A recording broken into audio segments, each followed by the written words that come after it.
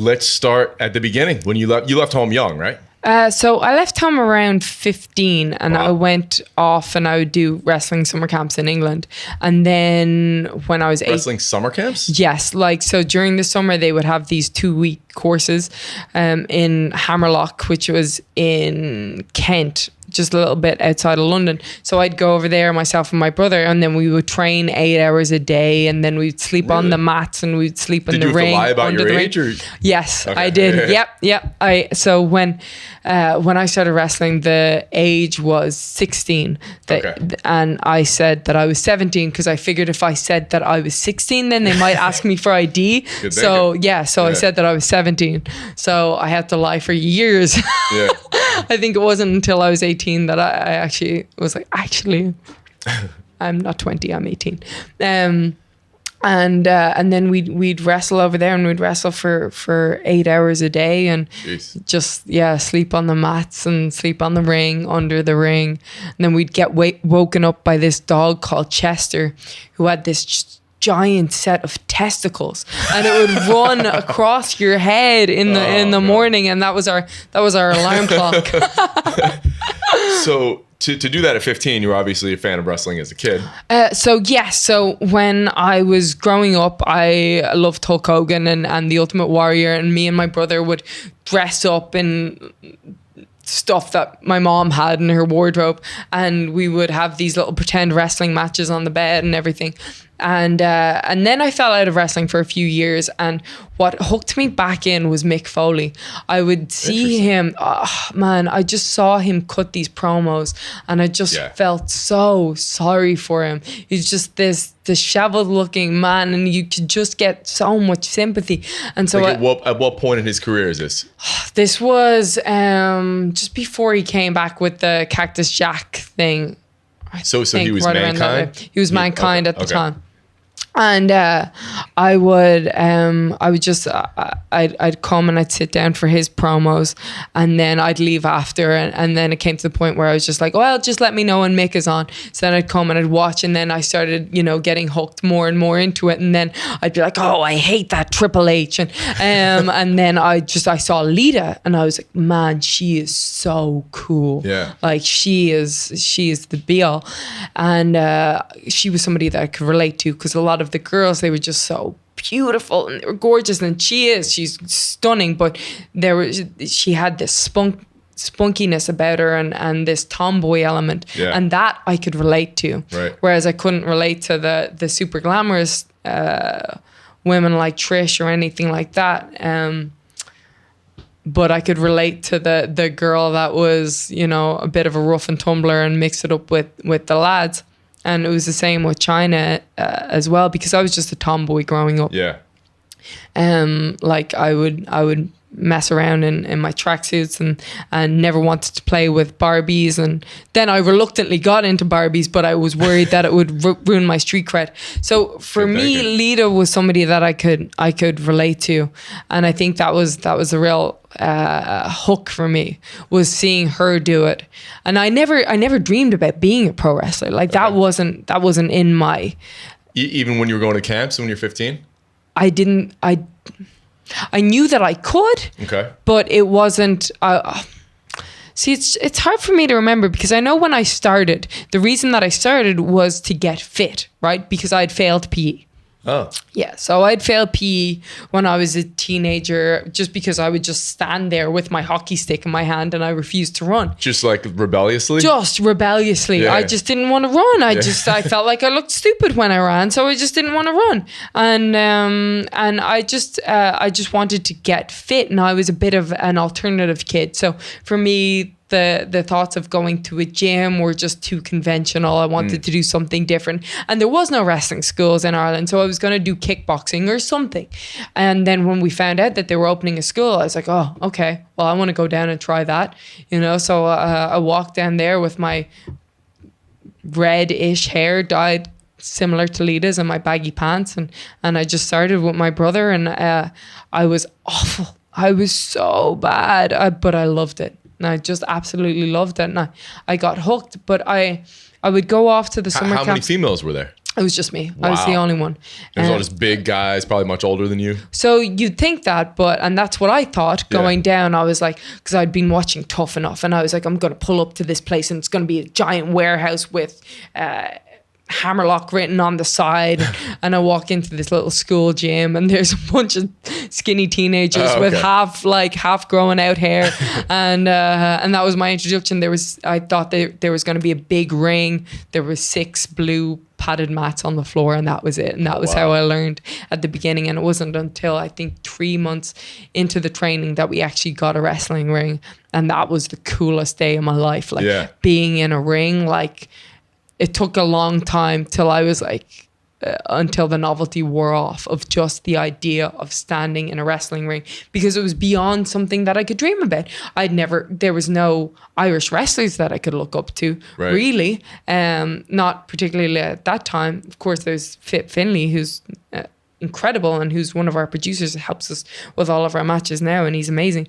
But there was nobody at that time that I could look at and go, okay, well, that's a role model there. And just even growing up, I always wanted to perform. There was always just something where I just was compelled to talk and to perform. And I remember at my youngest memories wanting to be an actor.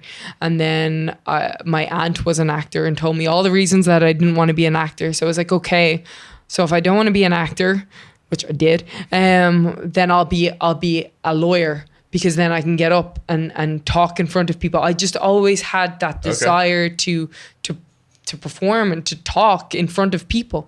And so, but wrestling just wasn't in my field of visions that I could do. And it wasn't until 2 years later, and I was wrestling in this little gym in Kilkenny in the country of Ireland. And I had just played heel for maybe the first time. So for anyone who doesn't know, that means you're a bad guy. I was a bad guy, and I teamed with my brother. And like I remember sitting there. You tag team with your brother? I tag teamed with my brother. He was awesome. Yeah. So it took a long time because I had no athletic training before that. I swam a little bit as a kid, but I wasn't particularly athletic. I was an overweight, chubby kid who just failed PE. So the athleticism of wrestling did not come easy to me at all.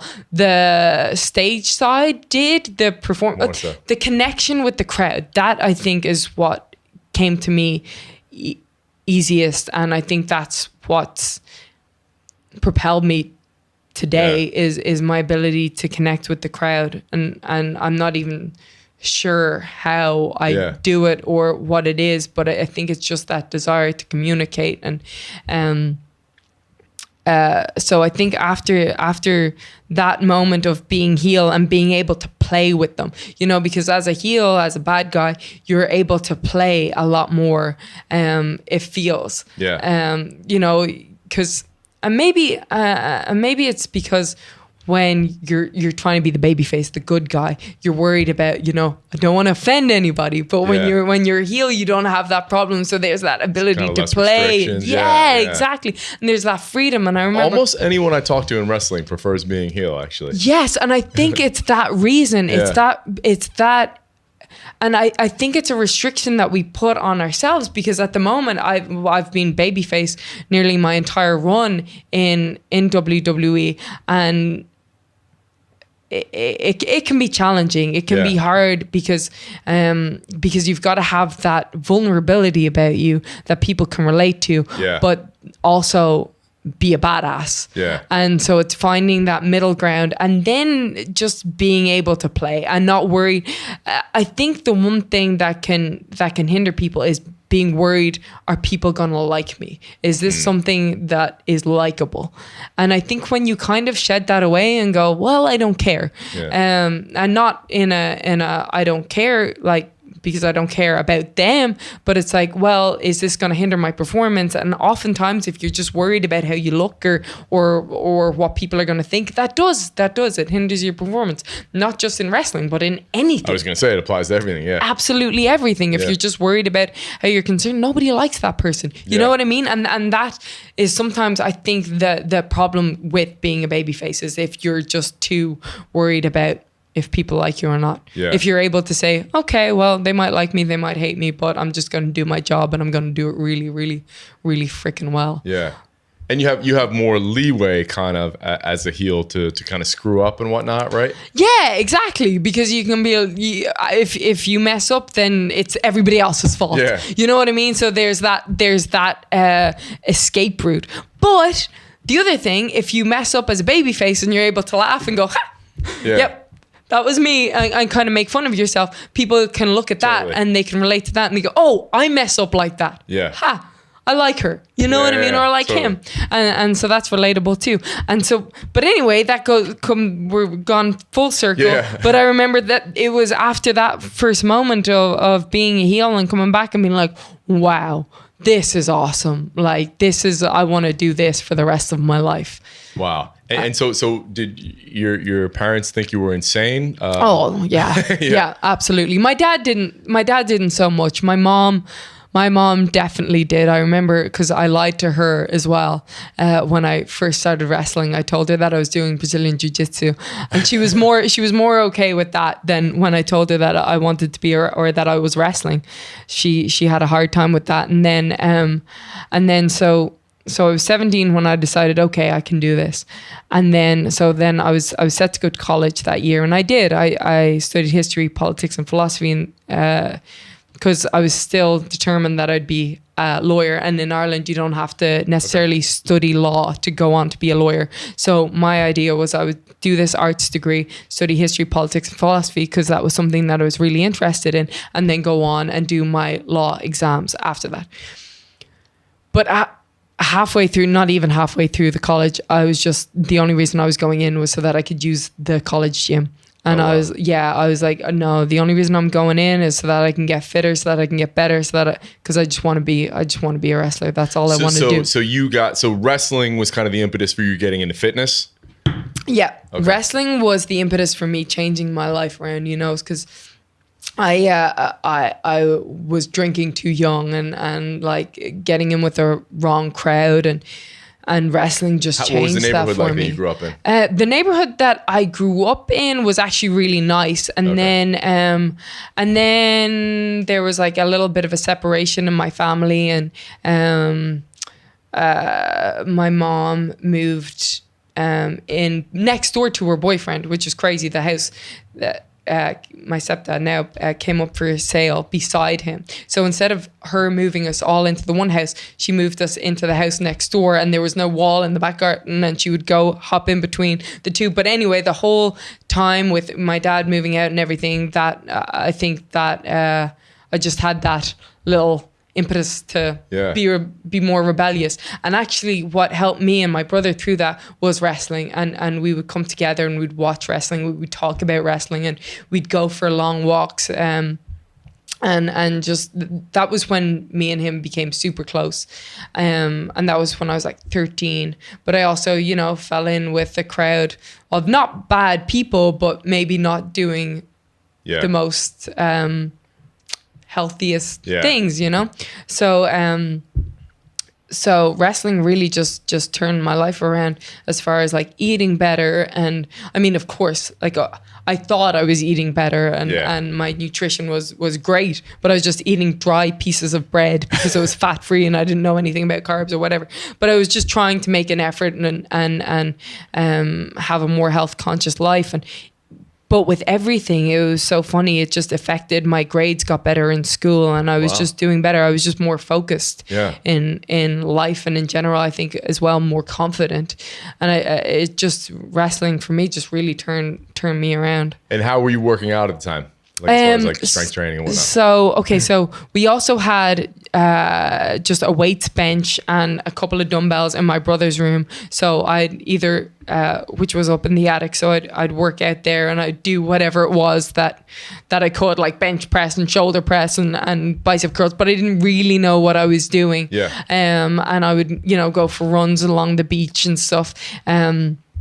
And then I joined like a gym, and again I kind of really didn't know what I was doing, but I would go as hard as I could, but without any sort of programming. I think it wasn't until I was maybe 18 that I started to get a plan, and Finn Balor or Fergal Devitt, he wrote up a plan for me, so I would just stick to that, and that was when I could start to see results.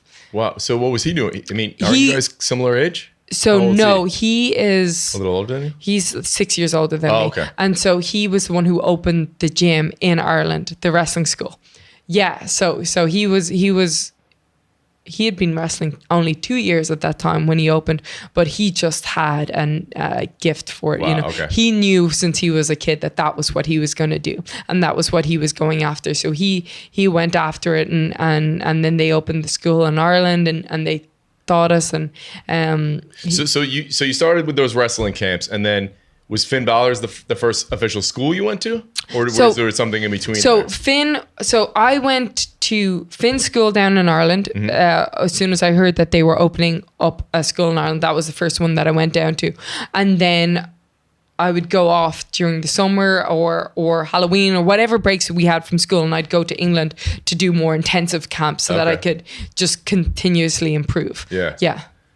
Wow. But he was just so passionate about it, and I think that really helped everybody that was there and that was going, just watching him and his passion and his drive. And we really had just such a good group of people. And the great thing is that he never treated me any different. Like, he would never go easier on me or be like, oh no, she's the girl, you don't have to do this or whatever. You were the only girl again? Yeah, I was the only girl the whole time. And so he would just go as hard on me as any of the guys. And I think that really helped me step up and improve constantly. And as well, just working with different strengths, and having to build that strength for lifting guys and everything like that. I felt like I could move women around a lot easier just because they're lighter and smaller, And so when you're in Finn Balor's at the time, are you thinking, I'm going to end up in WWE eventually, or were you thinking that big yet? I feel like there's always been a little thing in me that has felt like I could do anything that I want to do, but I don't know if it wasn't until I was 17 and that moment that I thought, yeah, this is what I am going to do. Okay. And then the journey, of course, was, like a roller coaster and went in all sorts of different shapes and directions. But I think that I landed up in WWE at the perfect time with the right amount of people and in the perfect opportunity to be able to do what I always wanted to do. Because when I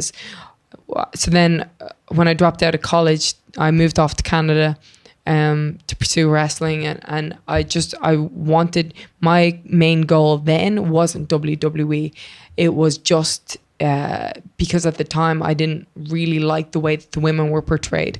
So I didn't necessarily want to be in that, and I didn't see myself as that kind of a woman.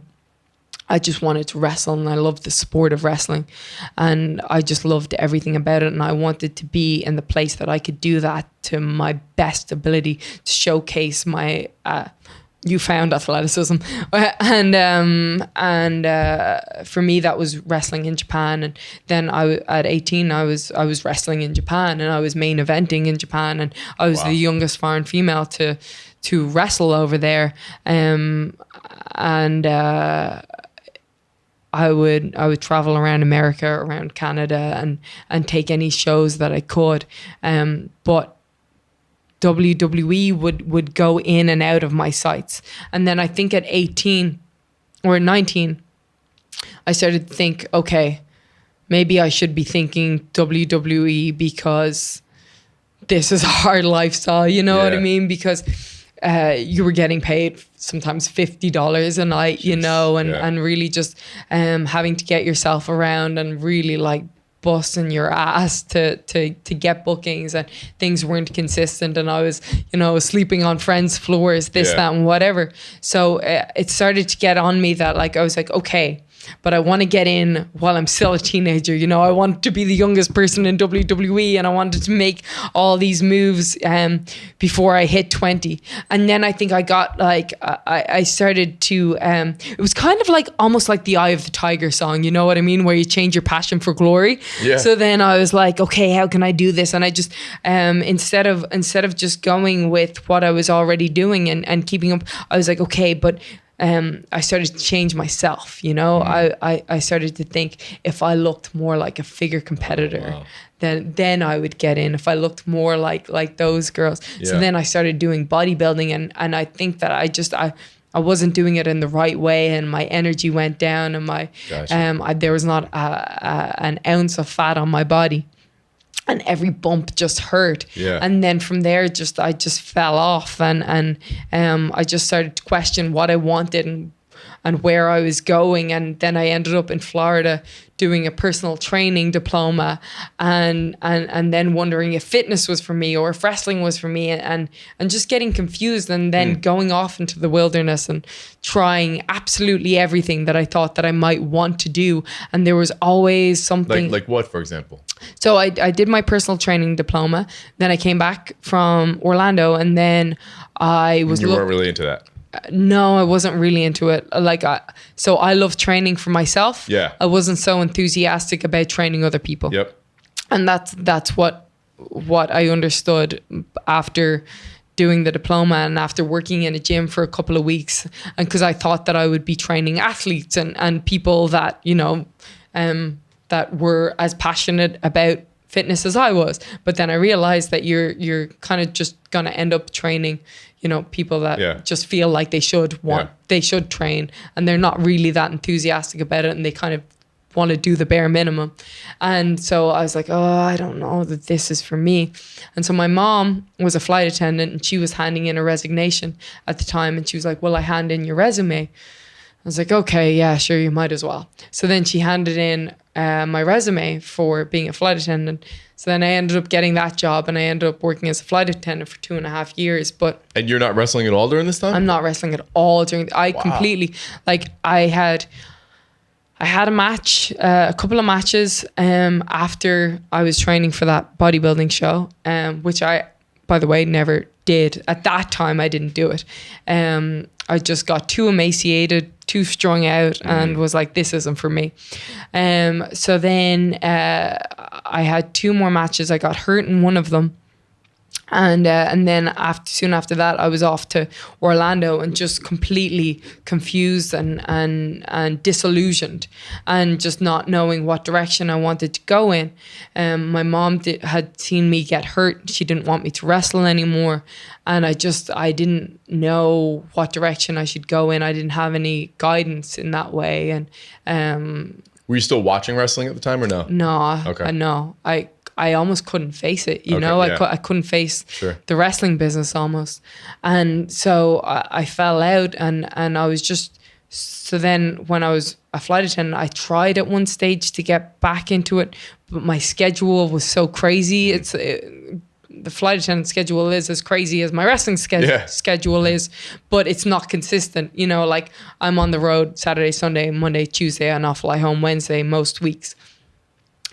With working as a flight attendant, you might be working 6 days on, 2 days off, 4 days in LA, 1 day at, you know, so it's all over the place. So I couldn't have a schedule that I was able to, say, train on a Sunday or take a show here, there, wherever, because I'd never know what days I was going to be home or where I was going to be.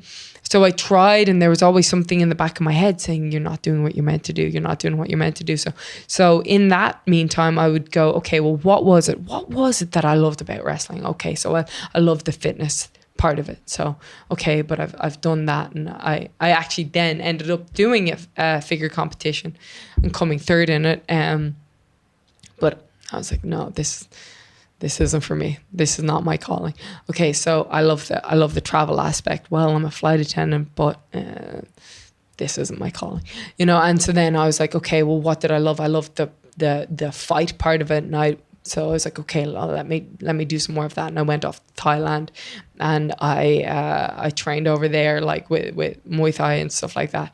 And I was like, yeah. And I do like capoeira classes and things like that, and kickboxing. And I was like, yeah, it's still not it. It's not that same feeling that I had for wrestling. Yeah. It's the performance. I need to perform. It's just, I need to be in front of people. I need to express. I need to emote.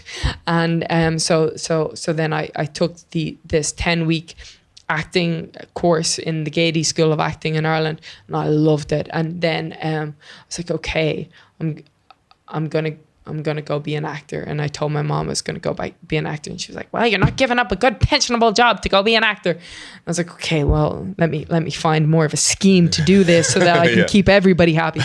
So then I was like, okay, I'm going back to college to be an actor. And so what I did was I tried out for the American Academy of Dramatic Art, and I got into that, and I got a scholarship, the highest scholarship that they would give, and that would send me off to New York so I could still be over in America, because I always wanted to live over here and I loved it.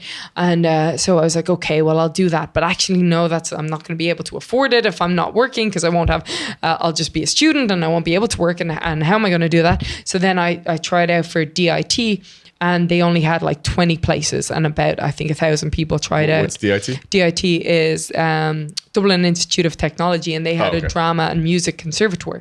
And so I've always wanted to be in America, and I was like, okay, well, that course, if I do that, they have a year semester in Columbia College in Chicago. So I'd get to study over here, because I feel like, there's so many more actors over here. I'm going to get a better education, and I'll be able to do that, but I'll be able to afford to do that, because the Irish education system is wonderful, and we don't have to pay a lot of money to go there.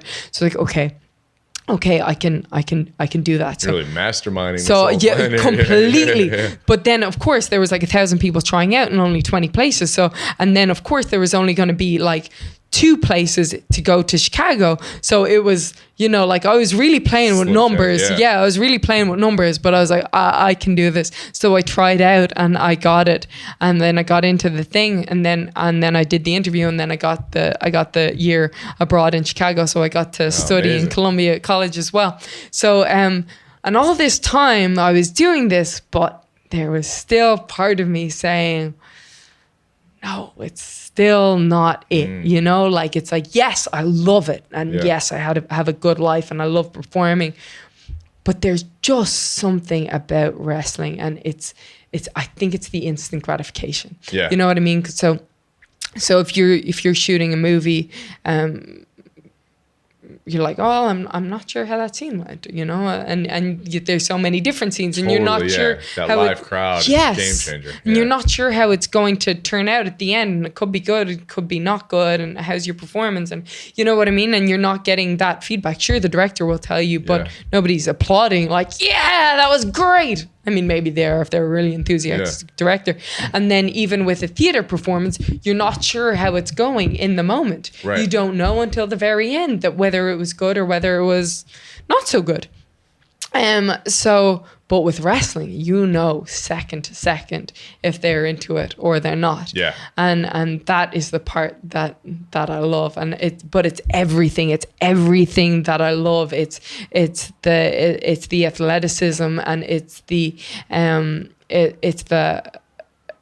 fight as well. You know what I mean? Like, one of my favorite movies is Rocky, and I call myself Becky Balboa, and it's that, like, that grit, and then of course being able to travel and do everything that we do, but just being able to perform in front of a crowd and know how you're doing second to second is just, I don't know if there's a replaceable feeling to that. Yeah. I love to hear that level of passion. It's like amazing about what you do for a living. It's so cool, and that comes across on screen, like you were saying, your ability to connect with a crowd. Like, you look like you are genuinely thrilled to be out there all the time, and like, really it's super cool to see that. Yeah. So how do you end up then going back, and how do you finally end up in NXT? So what happened was, I finished my degree in acting, and when you finish a degree in acting, it's a little bit daunting because it's like now you're talking about agents and this, that, and whatever. But what do you do when you don't have any experience? All you have is your acting degree. Yeah. You haven't been out there in the field getting work. So I was like, you know, hustling, trying to get work here, there, and wherever. One of my friends ended up getting an audition for the Vikings. So then we got the information from him because Vikings was shooting in Ireland. So we got the information. I handed in my stuff to the Vikings. And I think the casting people must have seen that, went, okay, stunt woman.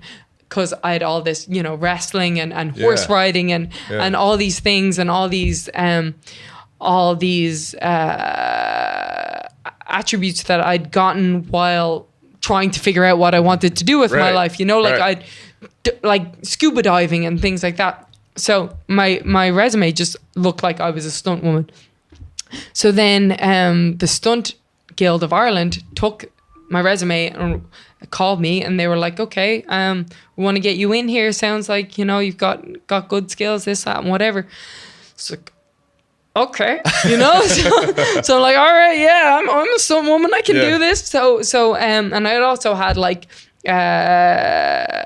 sword fighting and things like that on from college and everything. So I was like, okay, I'm really winging this, but I'll get through it, right? Yeah. So when I was doing that, I went back to wrestling school to just work on throws and things like that. And I was like, you know what? I was really good at wrestling. So was this at Finn Balor's? No, this was actually different. This main stage wrestling was called. Okay. And so I was like, okay, this will help me build my confidence so that they'll be able to believe me a little bit more. So when I went back, the guy that was teaching the class, his name was Joe Cabray, he had actually gotten a contract with NXT. And he looked at my footwork and he was like, Jesus, you still got it. And I was like, stop, you know. But I had this plan, and I'm all about these master plans, right? Mm-hmm. So I was going to go off to New York. I'd already gotten my visa. I'd already gotten my my flights. Everything was sorted. I was going to go off to New York and try, you know, work the scene there, do some theater work and everything. Because I also missed that I'd spent the first year between college years in New York being a bartender. And so I was like, oh, well, I've already, you know, got my bartender job there, so I'll go back there, and then, you know, I already have connections, and so I can work on my theater thing, and Broadway's there. I'll be able to do that. Sure, I'll learn to sing and dance. No, I won't. I could never do that. Maybe I could. Anyway, so I had that whole plan. So when he said it to me, he said, you know, like, oh, you still got it. I was like, yeah, but I've got my plan. I'm going to stick to the plan. And then later on, we were talking, him and his girlfriend as well, Rachel. She had also gotten a tryout, and she's my best friend. So I was talking to her about promos and like what I used to do with promos and like how it would help me. And Joe just looks at me and goes, would you not go for a tryout? Have you ever had one? And I was like, no, Joe, you know, like I've got my plan. And he was like, you know, I think you should think about it because you still love it and you still have it. And I thought about it for a split second, and like, it was just like, yeah, that's what I'm meant to do. And it was like just these 7 years of trying to fit a triangle in a square hole. Yeah. Or a circle and square hole, whatever shape that doesn't go into the other shape. And it was just, that was gone. And it was just this, like, it was going to be a new struggle, but it wasn't the same way, because it wasn't like I was forcing myself to do anything. Because whenever times were hard and things got real hard, because I had to start completely from scratch, and I came over with like no confidence, and like, because I felt like I should really pare myself back, and, you know, like, didn't want to seem like I thought a lot of myself. Because I'd gone through this 7 years of doubt that I actually didn't think a lot of myself, and I thought that maybe people thought that I would, or thought that I'd be great. Because having left, I was like on top of the world, like I was known as a prodigy, you know, because I was so young and I was doing so well for myself in wrestling. And here I was now at 26 in NXT, having not wrestled in 7 years, and just trying to fit in. And I'd like, my mind was all over the place, that I couldn't figure out how to lock up. Like, really? Well, it was just that I doubted myself so much, and then it was just trying to find that again, trying to find myself, and that was what NXT did for me. Like, was just tore me down and rebuilt myself. So how long is the actual tryout when you first get there? When I first got there, it was 3 days. Okay. 3 days. And then they the let tryout, you know if you're in or you're out. The tryout, I flew it. Like, I knew. I was like, there was not a doubt in my mind. I'm meant to be here. Okay. I am meant to be here. Like, they need me more than I need them. That was my mindset going in. And is there anyone on the main roster today that was at that tryout with you, or no? Nope. Okay. No. It was only me and another person that got signed, and then he got released from NXT. Okay. Yeah. So then what happens from there? So from there, then I ended up moving off to Florida and then going to NXT, and then being in NXT for 2 years. It was exactly 2 years almost to the day from when I started to when I got called up on the main roster. Okay. And how was the experience in NXT? So at the beginning it was so hard because I completely like had no confidence. I don't know what had happened between me going there and me knowing like, yeah, I'm gonna nail this. Yeah. You know, to being there and them having their style and me trying to fit in with what their style was and learning from scratch over and over again. Do you know what it was as well? I think it was that I was so grateful to have a second chance. Like, I felt like this was my calling and this was what I was meant to do, and I think I was just so terrified that I would mess it up or that I would let it go through my fingers, that I was trying too hard and I was thinking too much, and I just wanted it so badly, and then I felt like I was like, oh, I'm not getting this, or I'm clumsy, or this, that, and whatever. And one person throughout the whole thing that just believed in me so much was Dusty Rhodes. And like talking to him, and I would come in to promo class and I was like, okay, well, you know, whatever it is that I'm doing in the ring, like I know that in promo class I'm a character, you know, and I'll be able to pull out all these different characters, and I would come up with a different character idea nearly every week, and he loved the creativity of it and he supported that, and Dusty was just so great that he didn't love the finished product. Like somebody that came in that was already polished, that could do everything. Dusty didn't have as much time for them, but the people that he could see that were maybe a little bit broken, and like his broken toys, he called them, like he loved really them. That he could really help and nurture, and that's what he did. And I always feel honored. Like one of his last tweets was about me. Wow. And I have that screen capped in my phone. Yeah, he really helped me a lot. So I'm sure acting class helped you a lot to excel at promos. Acting, Jesus, I'll tell you, if it wasn't for acting, I don't think I'd be where I am today. You know, I think it's just that ability to be able to believe whatever you're into and to make it truthful. And because that's what it is, you know, it's just about finding the truth. And if you can make it feel really personal and really real, well, then the crowd's going to be able to feel that too. And if you can really be in that moment to moment, there's just something captivating about that.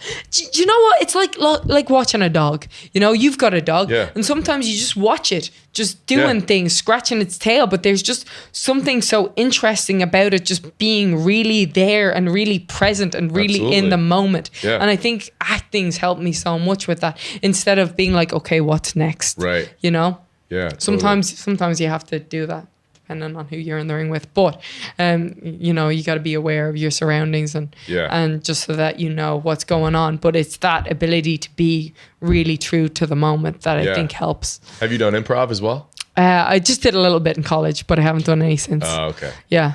Something that I should try out now, being in LA. Yeah, it's so much fun. I've been doing it at Second City for quite a while. Have you? Yeah. How are you getting on? I love it. I think I do okay. Okay. Yeah, I've done a few shows. So John Hennigan, aka John Morrison, that's how I first got into it. One day he was like, hey, I have a show at Second City. He does it sometimes with Ryan, Dolph Ziggler's brother. Yeah. So they were doing a show, so they're like, come to the show. I'd never seen an improv show before.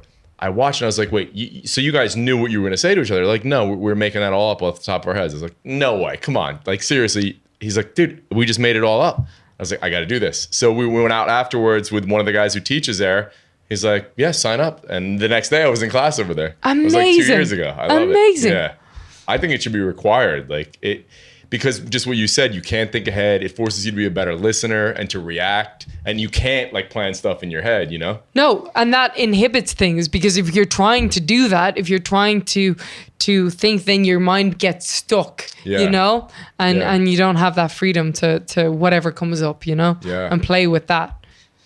And so when you were in XT and you finally started to feel comfortable, like kind of what happened then, and how did things change? And then how do you start to develop those friendships with Charlotte? And so who is it's you, Charlotte, Sasha and Bailey. Okay, we're the 4 horsewomen. Yeah. And so and they were always so welcoming to me when I got there, and you know, like they were there before you. They were NXT. there. They were all there before me. Okay. Right. And so so I got there, and Charlotte just you know, you'd expect Ric Flair's daughter to be full of airs and graces. She's not. She's just such a lovely, down to earth person.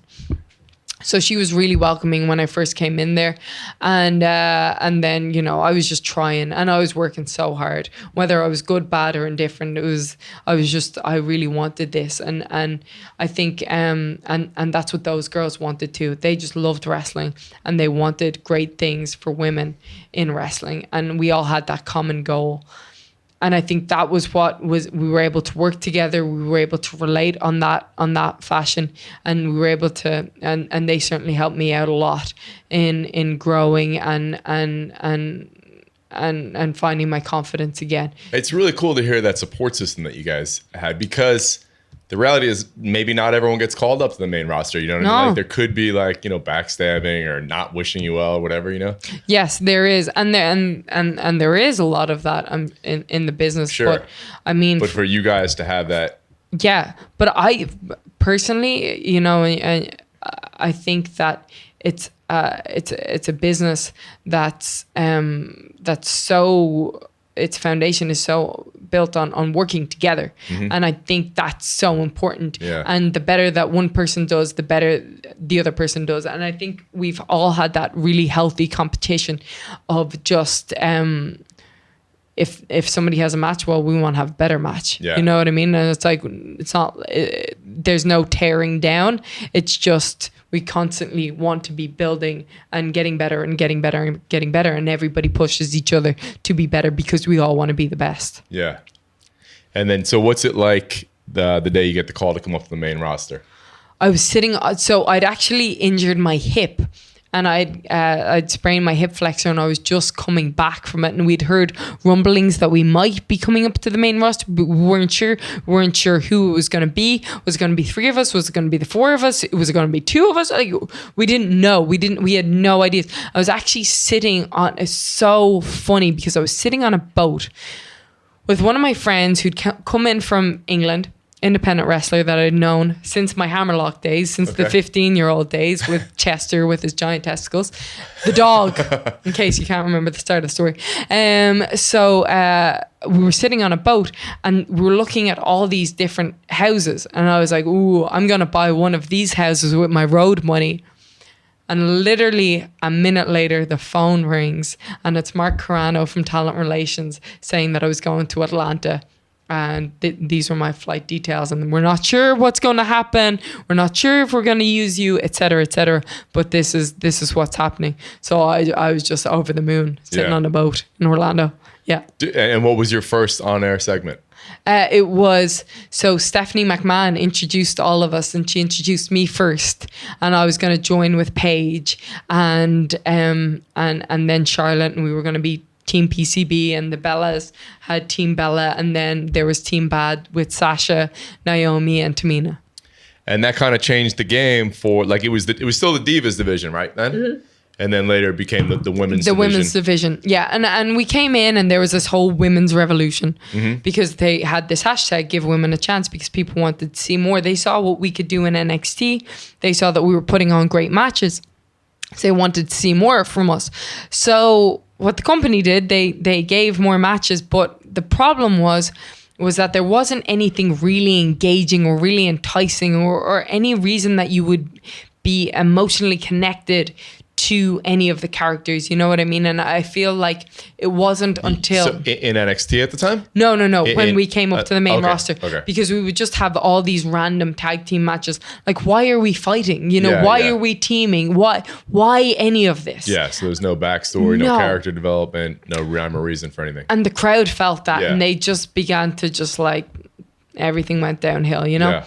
And so it wasn't until things started to disintegrate and the team started to fall apart and we got personal stories. Like me and Charlotte were the best of friends, but then she turned on me because she wanted to be champion and she didn't want to be threatened and all this, that and whatever. And then me feeling that betrayal from my best friend, my travel partner, that she would go and do something so underhanded as to blindside me and things like that just for glory, and that I was going to get redemption, that I was going to prove that I deserved it, and because I'd been called like the least relevant and you know, like of the whole revolution, and I was like, well, I'm going to show you all, and so it was that and that struggle, and that was what was more engaging than just here's a bunch of women, y'all wanted them to have time and wanted to have matches. It was like, no, why are people going to be emotionally involved in this story?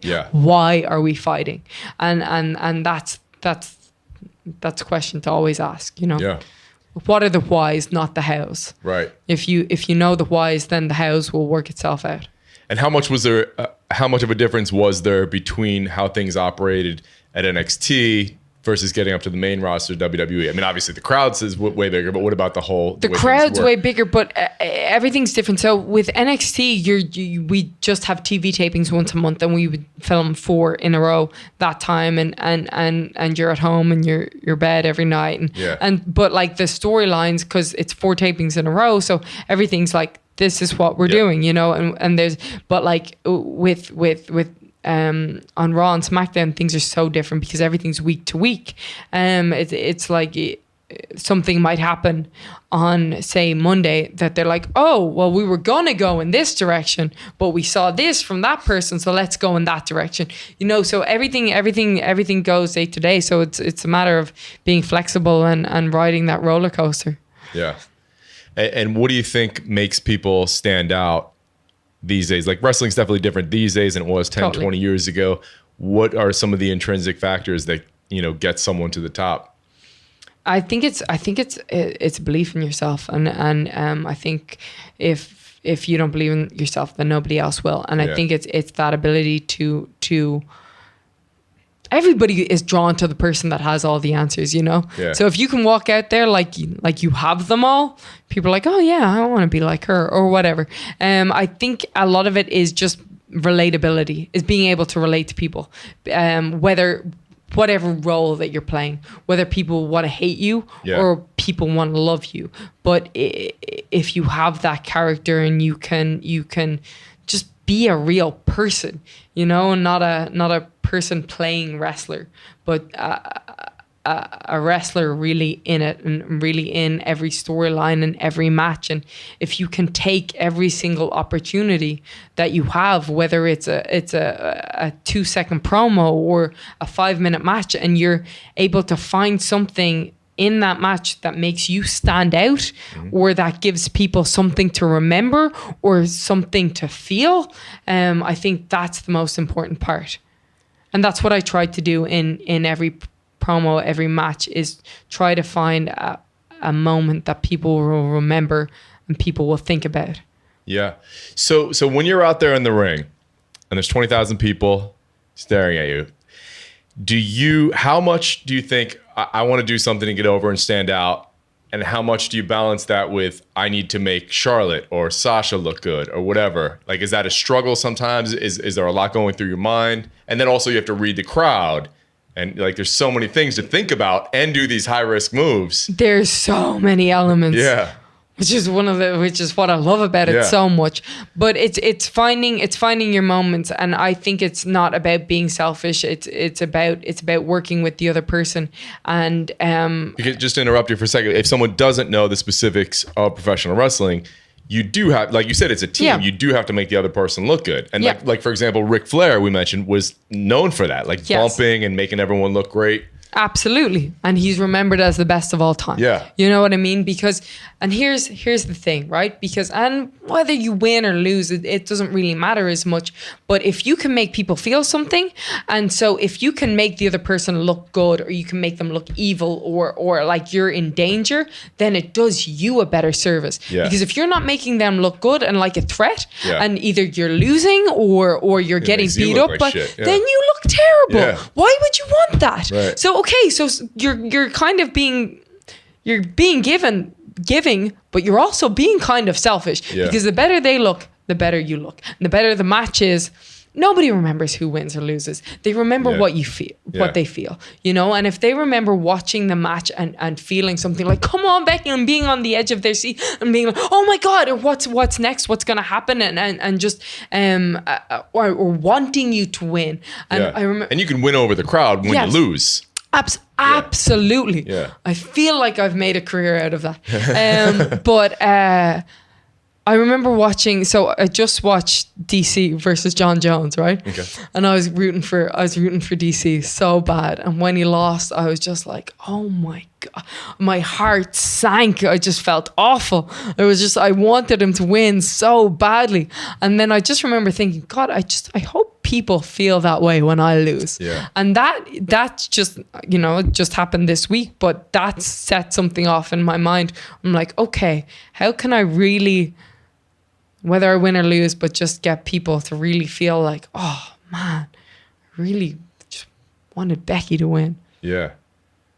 Well, that's super cool to hear you say that, because anyone you hear about, like Triple H, for example, or Stone Cold, anyone who reaches the upper echelon of anything they do is always trying to get better and always studying and always learning. So how much effort do you put into watching tape, or you'd go talk to Dusty, like going to the veterans now, or just that when you're out in the world sitting in a coffee shop thinking of like, what could I do for a better promo, or like, oh, it's constantly on my mind. It's constantly on my mind. I'm constantly writing down ideas. I'm constantly writing down promo ideas. I'm thinking of different gear outfits. I'm just always thinking of what's going to help me stand out. And it might not, it's very seldom wrestling. It's very seldom the wrestling part, because when you think of Stone Cold, you don't really necessarily limited amount of moves. You don't think of his moves. Yeah. You think of how he made you feel, and Yeah. that he was a complete badass, and you Yeah. think of the Stone Cold Stunner. That's all you think about. Right. You don't think about him doing like a bunch of wrist locks and flips. Yep. Because he didn't. Yeah. And that part, it's finding out more and more that isn't as important as just being able to tell a story in the match. Yeah. And it's the story of why are we fighting. And so is it maybe things like pacing and timing and looking at the crowd and facial expressions and things like that? That takes up, that's so much, Yeah. so much of it. And just being able to give that why. Yeah. And because if you can care about it, then I think the crowd will care about it. So it's just always thinking, like what's going to make you stand out more? What if you did this? What if you did that on your entrance? Or, and then thinking of feud ideas, because we can often have influence with ideas, like for example, like right now, I would love to go into a feud with James Ellsworth, or and have that intergender match, or different ideas, and you can pitch that to the writers and things like that. Yeah. If you could have worked with someone from a previous era, who would have been like a dream opponent? Lita? Female? Yeah. Yeah, Lita. Okay. Yeah, I would love to. Yeah. Yeah, and she's become a good friend of mine as well, which is awesome. What's her her and Mick involvement? Foley, which okay. is great, Yeah. know, and they say, never meet your heroes because you'll only be disappointed, but I'll tell you, anything but. What's Lita's involvement now? What did she do? Right now she was just commentating on the Mae Young Classic, which Okay. was the women's tournament, which is awesome. Yeah. Yeah, so it's really cool because, there were certain goals that I set out when I came over here. One was that I wanted to main event WrestleMania, which I still do, but I've headlined WrestleMania. And last year I was semi-main event, so we're getting closer and closer. And It's things like I want to change the term from women to divas, or from divas to to women. yeah. Oh gosh, heavens no, Yeah. because I can never relate with the term divas. And there was things like this, like having an all women's tournament, an all women's show, women's tag team titles, women's Royal Rumble. And then of course you go on to become the SmackDown women's first champion ever. Yeah, How was that? absolutely. That was amazing. Yeah. And because when I got first drafted Smackdown, my goal there was to make sure that women's division was the division to watch. And for quite a while, it definitely was. Yeah. And so probably needs a little reboot right now. But I think hopefully we'll get there. Who do you ride with? Charlotte. Okay. Yeah. Yeah. And, Charlotte's my riding so partner. when you first got drafted to SmackDown, was Charlotte with you, or she stayed on No, Raw? she wasn't. She was gone. That had The to be a two of bummer us. for you The guys. two of us were crying. Yeah. Yeah, she's my best friend, and we travel together. We train together. We eat together. We do everything together. So, so for me, it was just a little bit of a shock factor of being on my own. But it was also just. I felt like it was a good opportunity to prove what I could do, and to be able to take that women's division and turn it into something that people really wanted to watch. And it was, and we do have a great group of women and a great locker room. What is life like on the road that many days a year? Is it stressful, or is it you love it, or? I love it. I think it's built for me. Okay. Because I love traveling. I love just roaming. I love finding breakfast places. I love looking up on Yelp. I love going to different gyms. I love, and now that I've been doing CrossFit, like going into different CrossFit gyms everywhere we go, and we meet so many friendly people and make so many connections, and that's been amazing. But it's pretty much you arrive into the town, you get food, you go to the gym, you go to the show, you drive to the next town, you wake up, you get food, you go to the gym.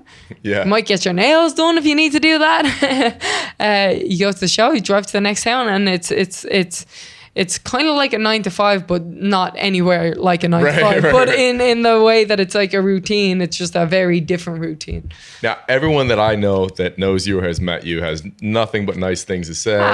Becky's the sweetest person ever. There's got to be times when you're traveling that many days in a row and you're on 5 hours of sleep and you're banged up, that like you're maybe in a bad mood, or like you don't feel like taking pictures or signing autographs.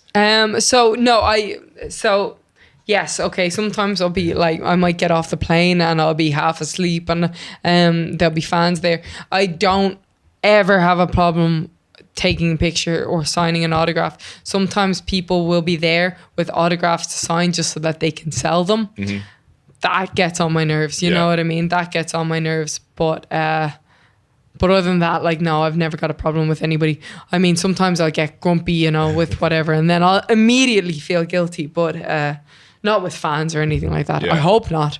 Yeah. Yeah, because they're the ones that are allowing me to do this, so hopefully I never do that. And so we were talking a little bit earlier. How hard is it? Because a lot of people say, "Oh, it's so hard to stick to a diet, especially when I'm traveling." What's that like? Yeah, the struggle with that is real. I feel like, so when I first got on the road, I think I gained a bit of weight because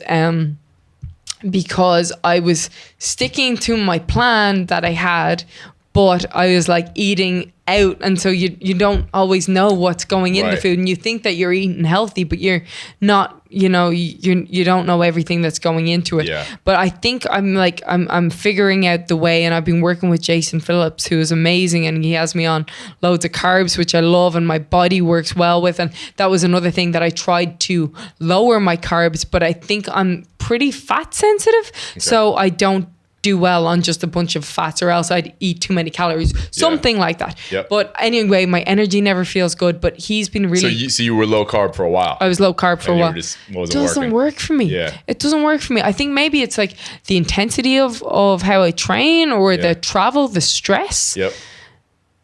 I don't know, but I just know when I eat more carbs, my body looks better. I feel better. Mm-hmm. I feel less stressed. Yeah, me too. Yeah, yeah. Totally. I have more anxiety on low carbs. I'm like stress is harder, and I'm like, Yes. Yeah. I don't know what that is. I don't know the science behind it. I'm sure you found out last week with Jason, but So when he first introduced, like, what did he, like, double your carbs, triple your carbs? So Was he it kind of a slow? No, he gave me a meal plan where it was five-ish meals a day, if you can call them all meals, but it was just carbs with everything. Yeah. And it works for me. So it's How fast? Like, was it overnight or was it a couple it weeks? was within a few days. Okay. But my hunger, like, so I was eating more carbs, but my hunger went through the roof. Yeah. Like, and he was like, yeah, that's just your metabolism speeding up.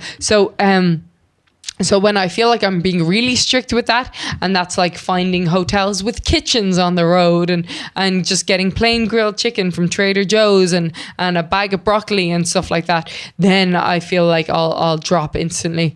But sometimes it's just like, I can't be doing that every week. So right now I'll try and find like meal prep places, and that's been a really good help for me. And then Fiera's Kitchen has been giving me meals so that I'll take them on the road. I've got a big Yeti cooler bag, so I'll check that in and then I'll have my meals and it'll keep everything cold. So I think that way is the best. Yeah. Because the workouts are fine. I'm able to do my workouts everywhere.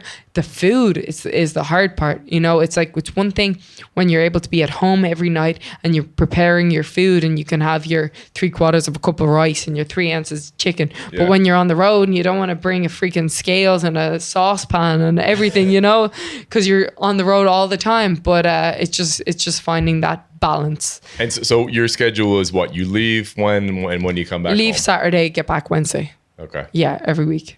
Do you try to pack as lightly as possible? No. No. I still haven't mastered that. I have no idea how I haven't mastered that yet, because I've been on the road for 2 years and I'm always overpacking something but underpacking something else. I'm like, I should have this down to an art, but I don't. But one thing I will always bring with me is my blender. I always bring my Nutribullet. Yeah, just because then I can make my protein shakes with ice and it fills me up a little bit longer. Yeah. Yeah. What's your training like now? So I'm doing CrossFit. So I'll do a warm up. I'll do some sort of Olympic lift, some sort of a base lift, like squats or deadlifts or bench press or shoulder press, and then I will do like a workout, which is whatever horrible workout of the day is, and then I'll do some sort of like ab or a little bit of extra conditioning. So it usually takes me about an hour and a half. And you were saying earlier that there's a bunch of people in WWE kind of training together, sort of. So there's a few of us that do CrossFit, and it's some of us wrestlers, but it's also a lot of this people that work behind the scenes. Okay. And so we all have this group text where we're doing the Summer Soul Open, we call it, and every week for the next 3 weeks.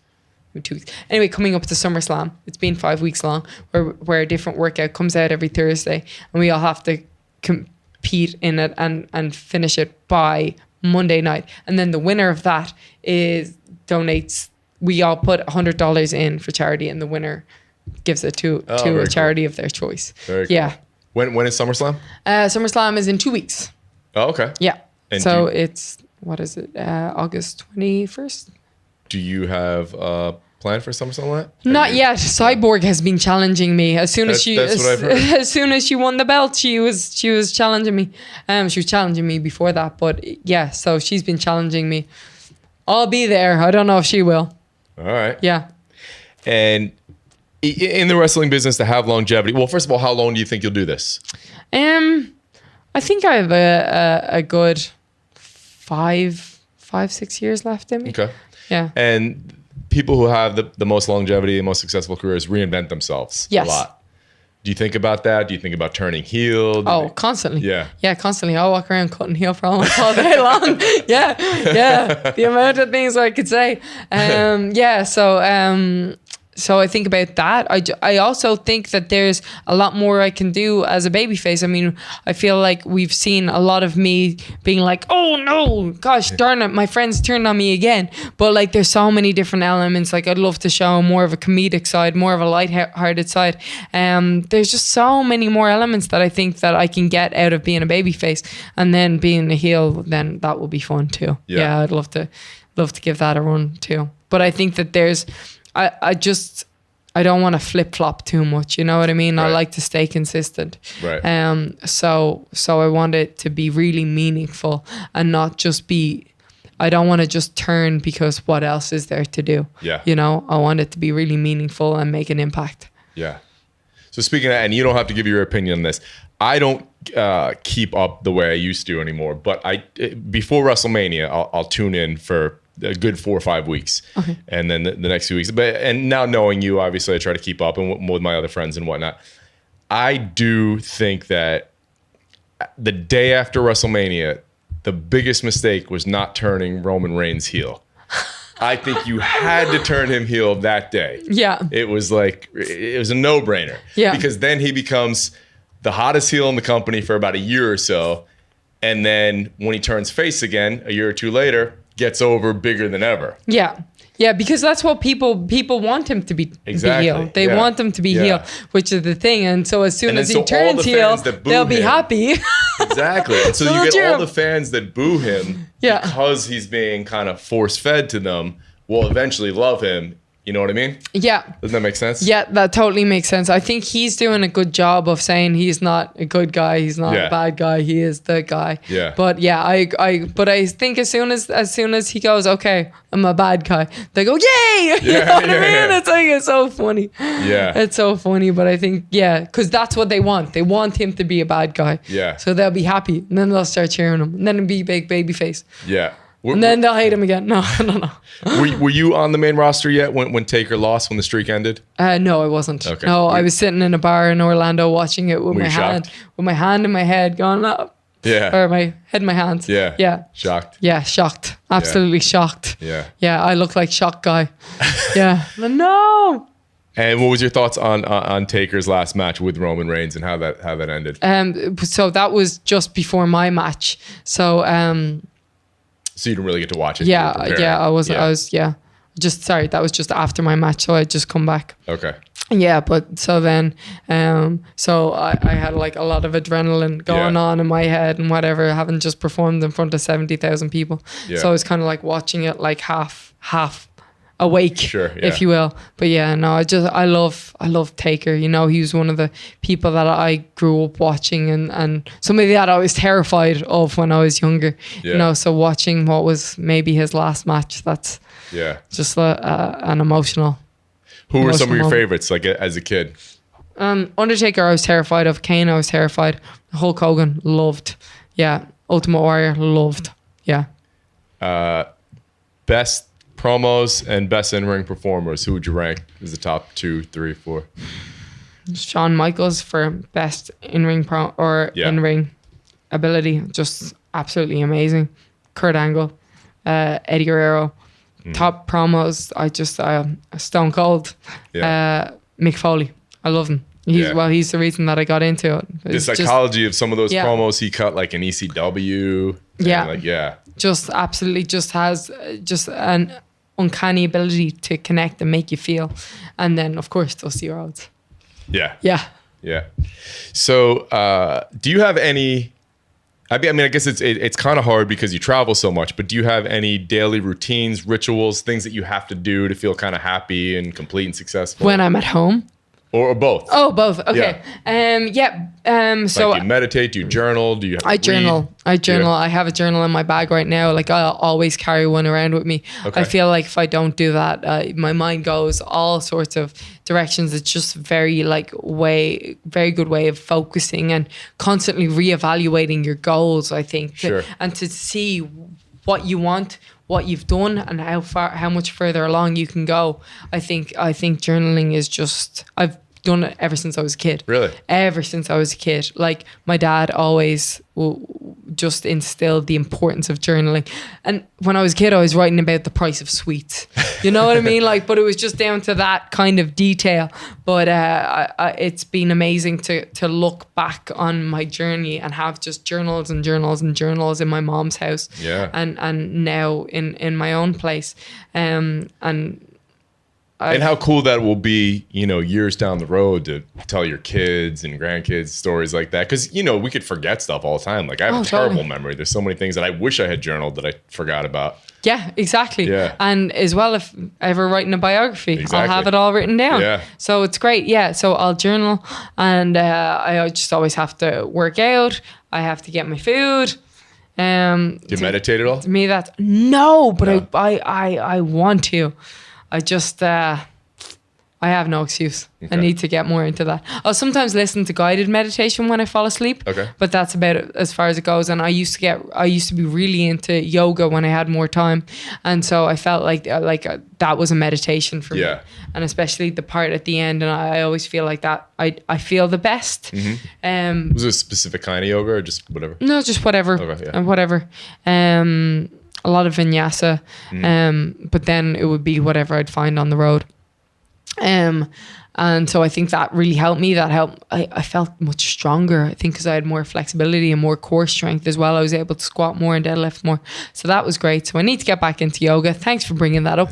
And then when I get home, I just cheat meals on a Wednesday. I love it. It's my favorite thing. I always go for breakfast in the same place. I get donuts. Toasted Hugo's. Toast and Hugo's. I gotta try the toasted Hugo's. It's amazing. Toast is my favorite food. Okay. Yeah. I love toast.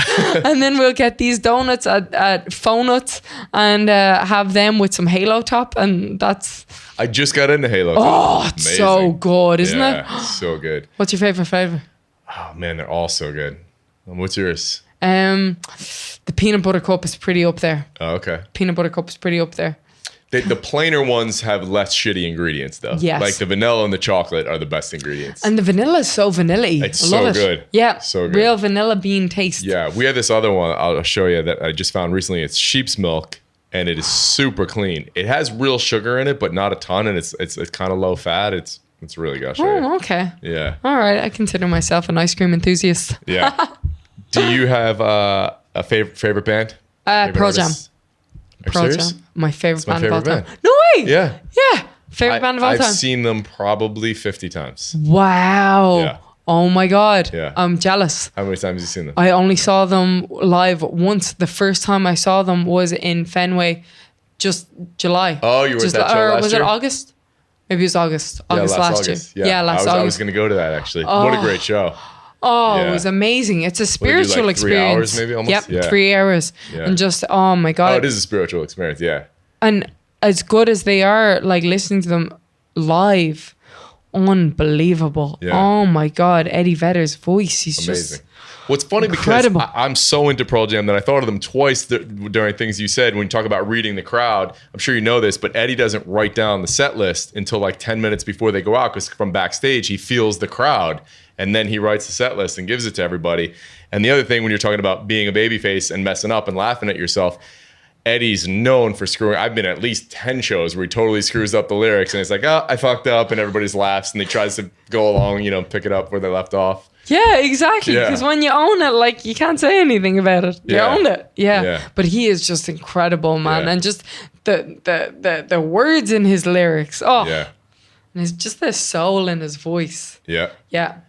We just recently watched the I totally forgot about it. We finally watched the Rock and Roll Hall of Fame induction with them. Have you seen it yet? I haven't seen it yet. No. Yeah. I it's thought you were really going to good. say Pearl Jam 20.